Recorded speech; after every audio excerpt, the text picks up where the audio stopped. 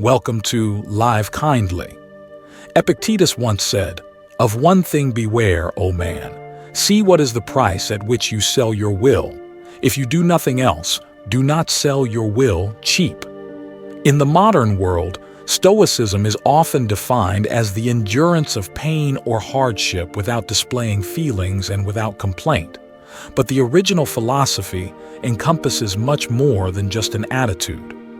According to the Stoics, everything around us operates through a web of cause and effect, resulting in the rational structure of the universe, which they call logos. While we may not have control over the events that affect us, we do have control over how we approach them. Rather than imagining an ideal society, the Stoics focus on the world as it is, pursuing self-improvement through four cardinal virtues. 1. Practical wisdom. This involves navigating complex situations with logic, information, and calmness. 2. Courage. This means doing the right thing and facing daily challenges with clarity and integrity. 3. Justice.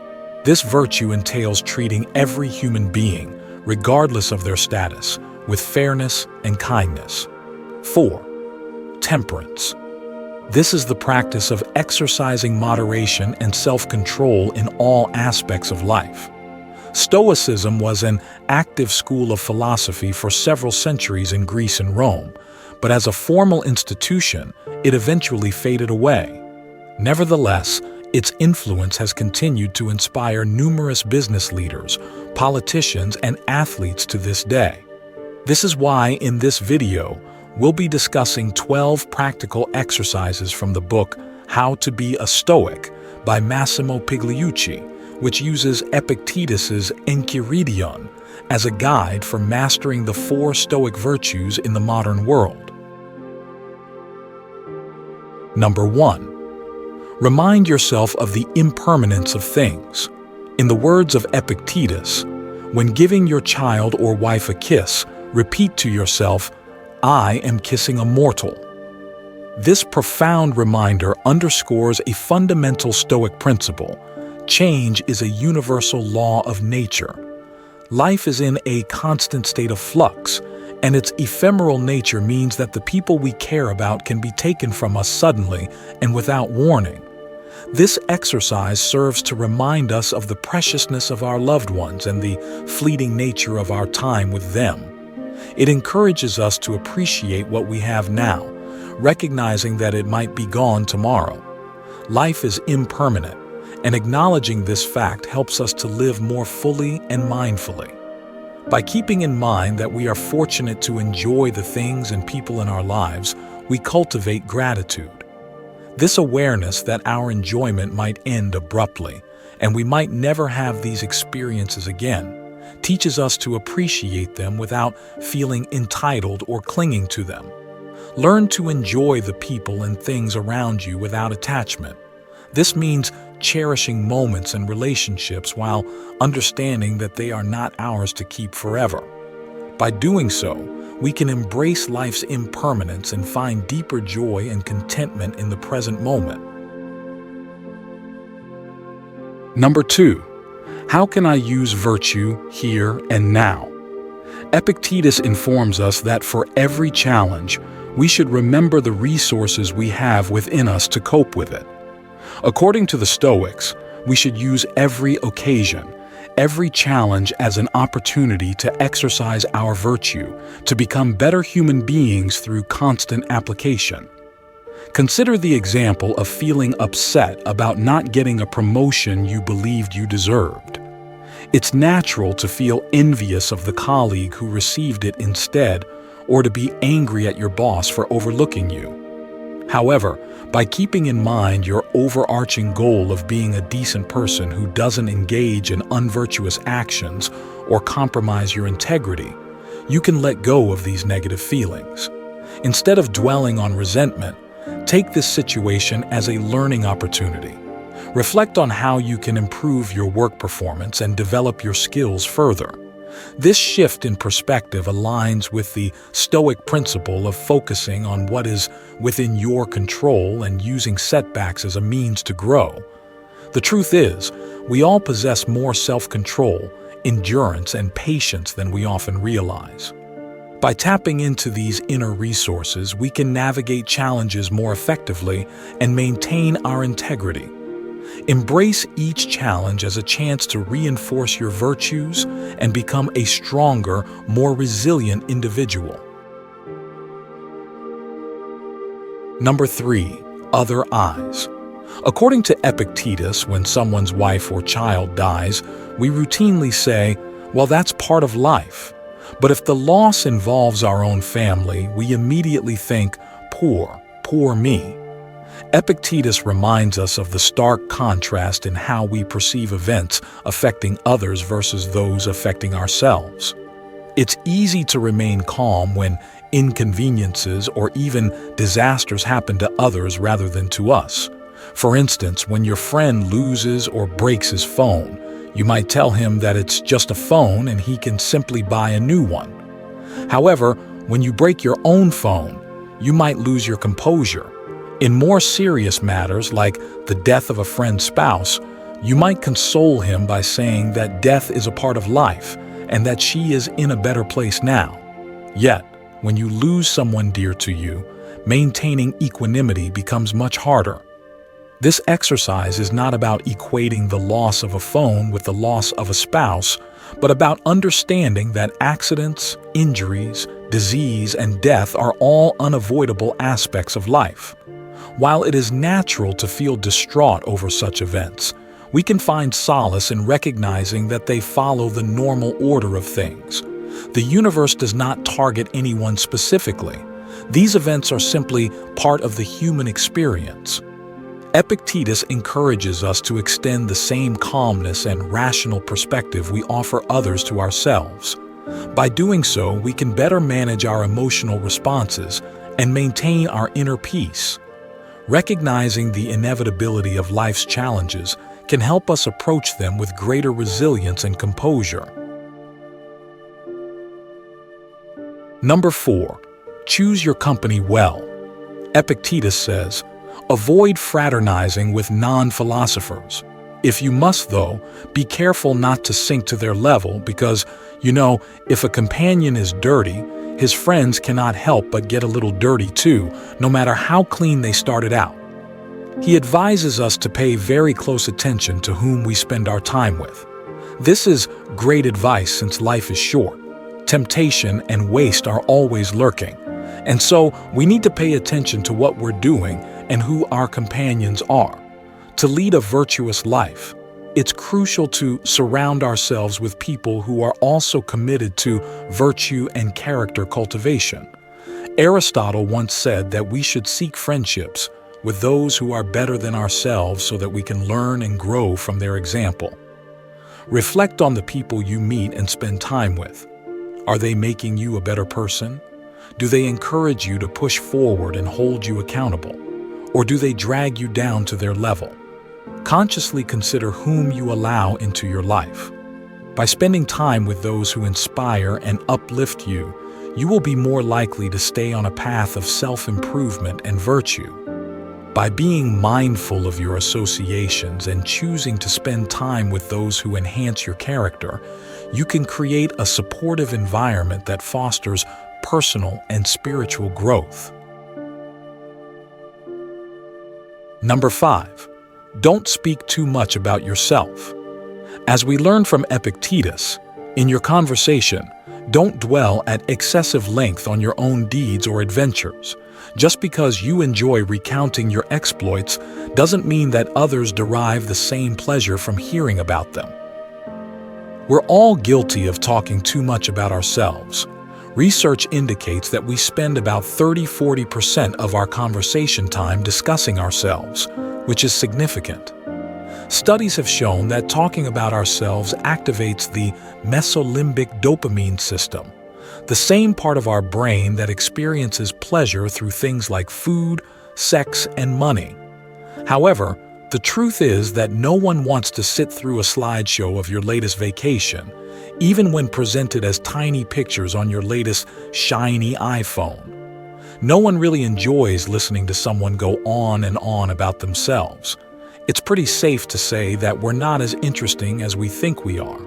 We need to exercise self-control and refrain from talking too much about ourselves. This practice can significantly enhance our relationships, making our friends and acquaintances happier. By consciously limiting how much we talk about ourselves and instead focusing on engaging with others, we can create more meaningful and enjoyable interactions. This approach not only makes our conversations more balanced, but also demonstrates respect and consideration for those around us. Number 6. Reflect on your day. As Epictetus teaches, admit not to sleep into your tender eyelids till you've reckoned up each deed of the day. Reflect on what you've heard, what's been done or left undone, and review your actions. If you've committed vile deeds, chide yourself. For good deeds, be glad. Stoicism isn't just about thinking, it's about action, and the best way to improve is through review. Each evening, you should examine your day and your actions. Find a quiet place in your house or apartment and reflect on what happened during the day. The goal is to focus on the significant happenings, particularly those with ethical implications. Perhaps you spoke ill about a friend, or maybe you helped a colleague. For each of these occurrences, write a few lines in your diary and grade your ethical performance for that day. Ask yourself, what did I do well today? Where were my ethics tested, and where did I perform well? Where did I fall short, and why did this occur?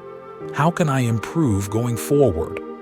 By reflecting on these questions, you can identify areas for self-improvement. If you think you did something that might have compromised your virtue, don't beat yourself up. Be like Seneca and forgive yourself.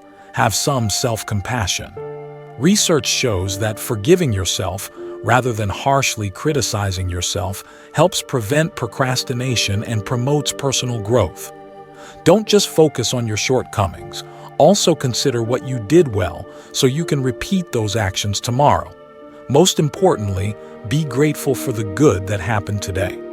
By incorporating this daily reflective practice, you can continuously improve your ethical behavior and overall character. This practice aligns with the Stoic philosophy of actively working towards becoming a better person each day. Number 7. Examine your impressions. Epictetus says, "So make a practice at once of saying to every strong impression, 'An impression is all you are, not the source of the impression.' Then test and assess it with your criteria, but one primarily. Ask, is this something that is or is not in my control?" By this exercise, Epictetus advises us to constantly examine our impressions, our initial reactions to events, people, and information, by stepping back to allow for rational deliberation. This helps us avoid rash emotional reactions and focus on whether the situation is within our control. If something is within your control, take appropriate action. If it is not, learn to let it go. For example, imagine you are stuck in bad traffic and getting late for work.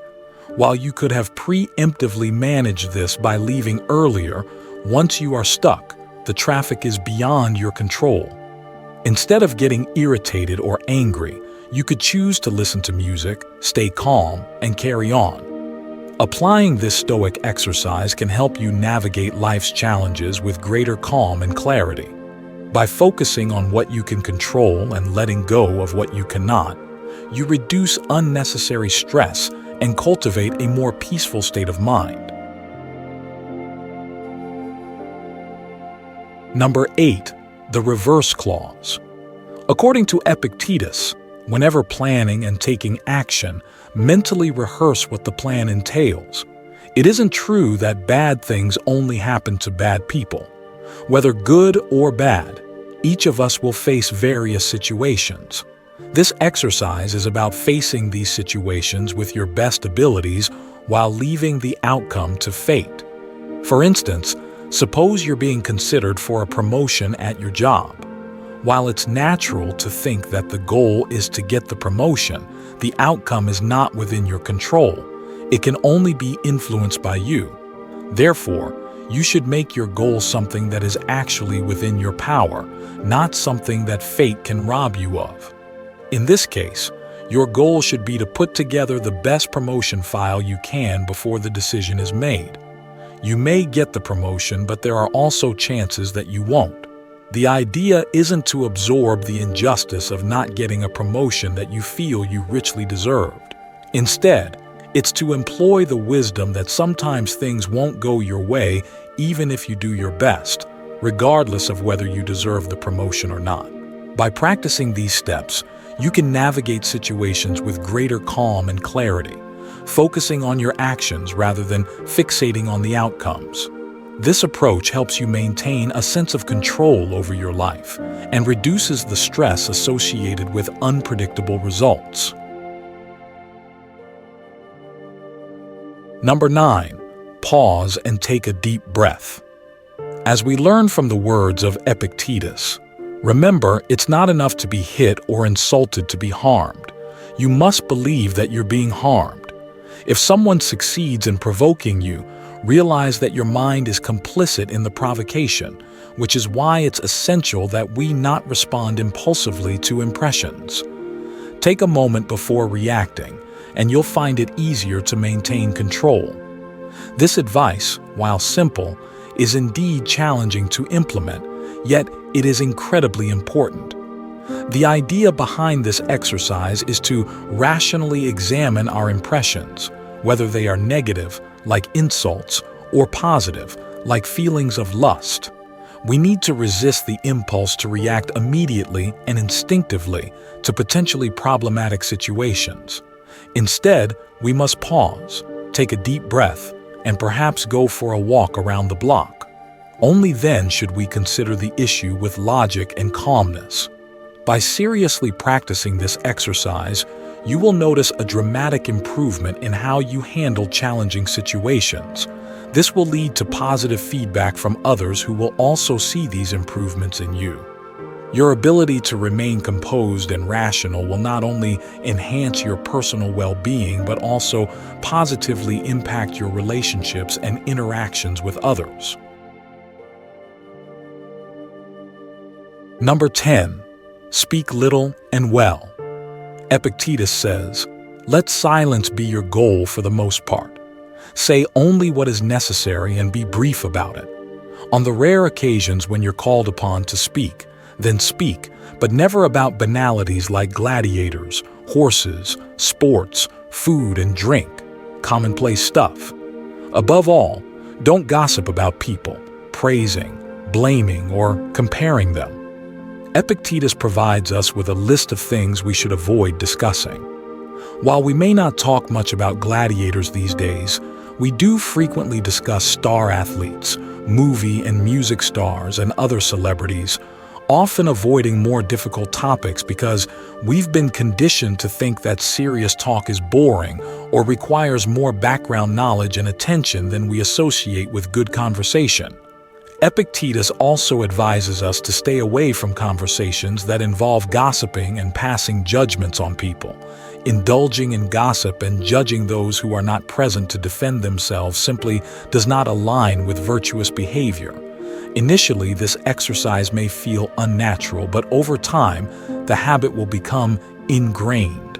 By following these steps, you can cultivate a more thoughtful and virtuous approach to conversation. This not only enhances the quality of your interactions, but also aligns with the Stoic principles of wisdom and virtue. Over time, you will find that your conversations become more meaningful and enriching, leading to deeper connections and a greater sense of fulfillment. Number 11. Respond to insults with humor. In the words of Epictetus, if you learn that someone is speaking ill of you, don't try to defend yourself against the rumors. Respond instead with, "Yes, and he doesn't know the half of it because he could have said more." We often get easily offended when someone speaks ill of us or insults us. We take these insults too personally, which spoils our mood and damages our self-esteem. Instead, we need to realize that while what others say about us is beyond our control, how we react to it is entirely within our control. Epictetus advises us to respond to insults with self-deprecating humor. For example, if someone mocks you for being overweight, instead of getting offended and engaging in a useless argument, you might respond with, "Yes, I'm finally getting one step closer to being the heaviest person on the planet," and then laugh it off. By laughing off an insult, you imply that you don't take the insult or the insulter seriously. This approach effectively diminishes the power of the insult without direct confrontation. By using self-deprecating humor, you not only deflect the insult but also turn the situation around, making it clear that you are in control of your reactions. This approach can be far more effective than a counter-insult, as it shows maturity and emotional intelligence. It also has the potential to disarm the insulter who may be seeking a negative reaction from you. In summary, embracing Epictetus's advice to respond with self-deprecating humor can transform how you handle insults. It allows you to maintain your composure, demonstrate resilience, and turn potentially hurtful situations into opportunities for laughter and self-assurance. Number 12. Speak without judging. To quote Epictetus, "Someone bathes in haste. Don't say he bathes badly, but in haste. Someone drinks a lot of wine. Don't say he drinks badly, but a lot. Until you know their reasons, how do you know that their actions are vicious?" This advice teaches us to distinguish between matters of fact, which we can verify through observation, and judgments, from which we should generally abstain since we usually lack sufficient information. The idea is to recognize that we often do not know the full story behind people's actions. By focusing on facts rather than judgments, we can avoid unnecessary assumptions and unhelpful emotions. For instance, if you see someone you might be inclined to judge as overweight, think instead of their exact weight, which is a fact, rather than judging that there is too much of it. Better yet, see them as a whole person with all their objective characteristics rather than focusing on a single aspect. By viewing the world as objectively as possible, we can foster a more compassionate and accurate understanding of others. This approach helps us to avoid unnecessary emotional responses and allows us to work from a clearer perspective. Recognizing the limits of our understanding and being patient with others leads to better interactions and a more harmonious life. In summary, adopting Epictetus's approach of focusing on facts rather than judgments can transform how we perceive and interact with the world. By doing so, we cultivate patience, empathy, and a more accurate understanding of others, leading to more meaningful and positive relationships. The teachings of Epictetus offer profound wisdom for navigating the complexities of life with grace and resilience. From responding to insults with self-deprecating humor to observing the world with objective clarity, these lessons guide us towards a more virtuous and tranquil existence. By focusing on what is within our control and letting go of what is not, we can maintain our inner peace amidst external chaos. Embracing these principles, we learn to view challenges as opportunities for growth, to practice patience and understanding towards others, and to cultivate a mindset rooted in rational deliberation and emotional composure.